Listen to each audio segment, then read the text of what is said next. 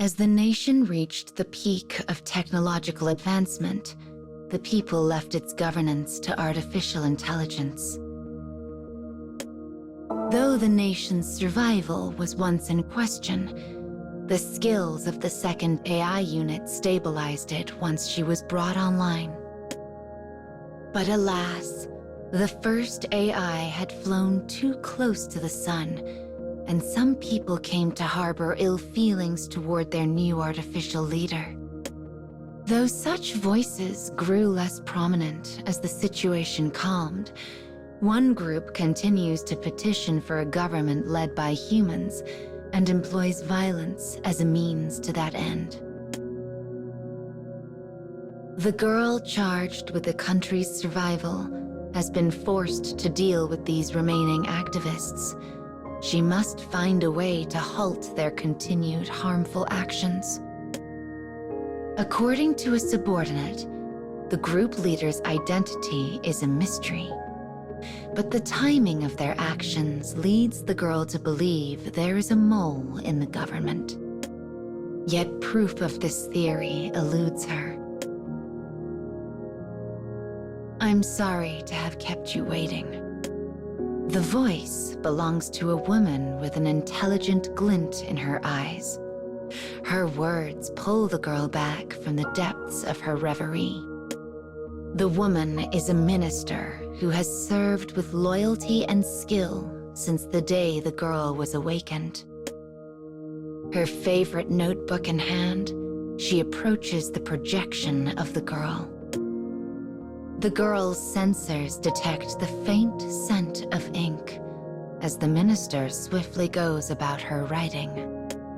After a quick, final glance at the numbers, the girl closes that data stream and accompanies the woman to her next task.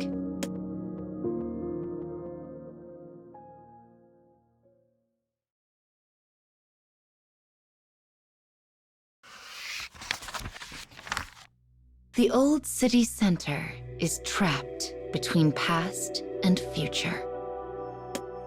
The state seeks to turn the area into a commercial district and has ordered all residents to evacuate so construction can begin. But emboldened by the anti-government group, many people have refused to disperse, causing the project to be indefinitely delayed. We should first confirm how many citizens have withdrawn, offers the minister. Yet the girl quickly rejects this suggestion.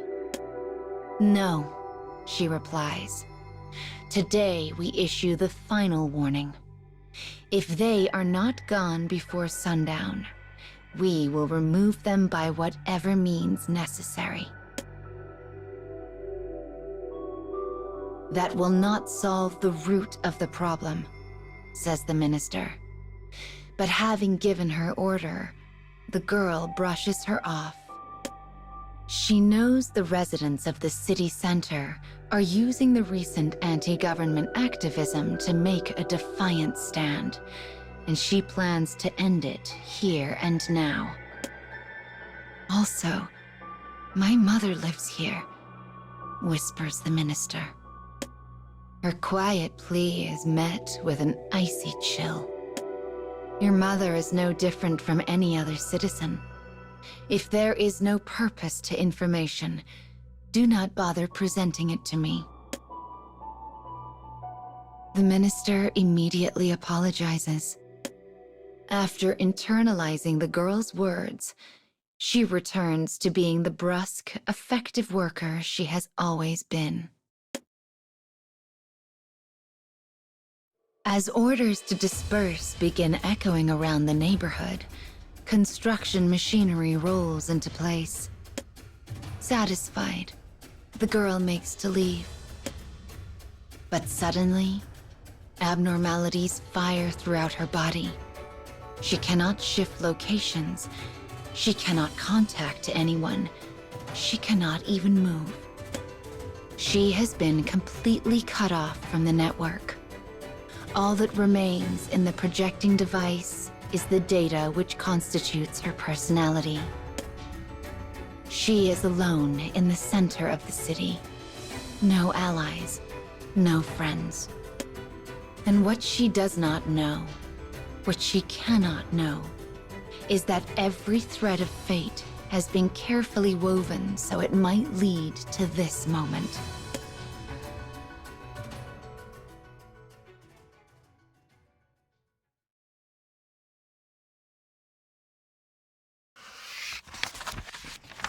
From her car, the minister begins to smile as a riot breaks out near a crucial government server facility.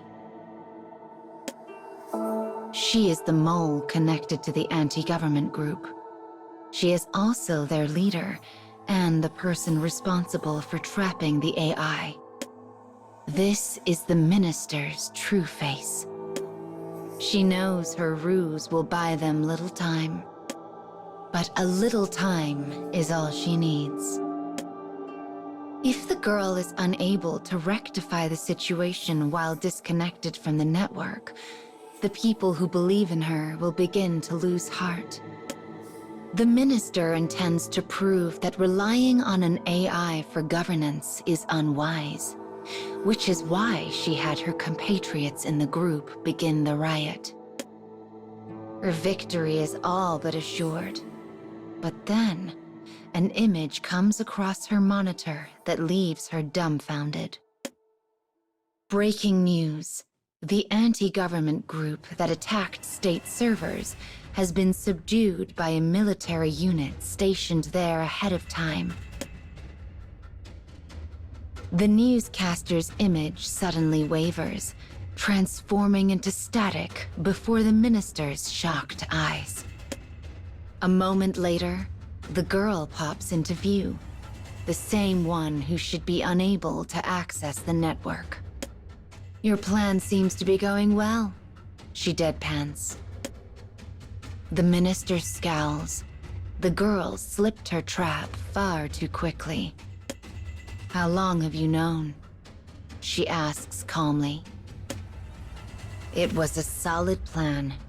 No, a perfect one.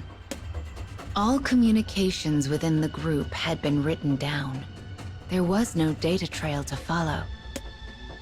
And yet, the AI had known everything.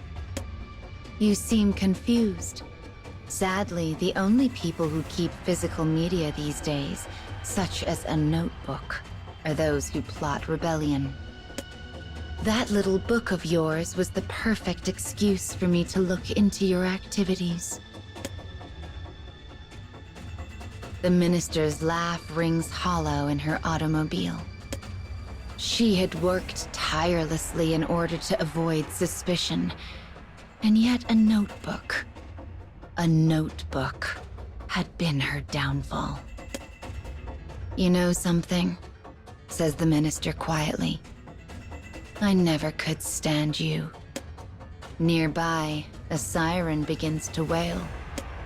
A moment later, her car is surrounded by soldiers.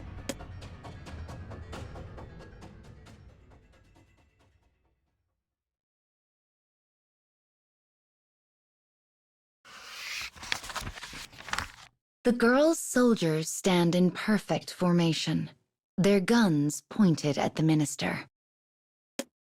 Things are now in motion that cannot be changed. Knowing the penalty for rebellion, the minister suddenly starts her car and races away. The soldiers move to shoot, but the AI stops them. Since my minister hates machines so much, let's give her the chance to drive without them. Suddenly, the woman's vision goes dark. The lights in the area wink out, as do the controls on her dashboard. The car is now a metal coffin rocketing down a darkened highway. The minister frantically attempts to control the automobile. She grabs at the steering wheel, but then, what? How does she navigate, accelerate, brake? No matter how they may loathe it, Humanity has unconsciously prostrated itself before the altar of machines and artificial intelligence. A moment later, the car slams into a building and explodes. Bright red flames illuminate the girl, and she closes her single eye against the blaze. "You brought this on yourself," she murmurs. "What made you think you could run a country when you can't even drive a car?" When she opens her eye, the light is gone. Once again, the girl will shoulder the weighty burden of an entire nation. And as she looks back to the past, her eye dims until it becomes as cold and distant as the endless dark itself.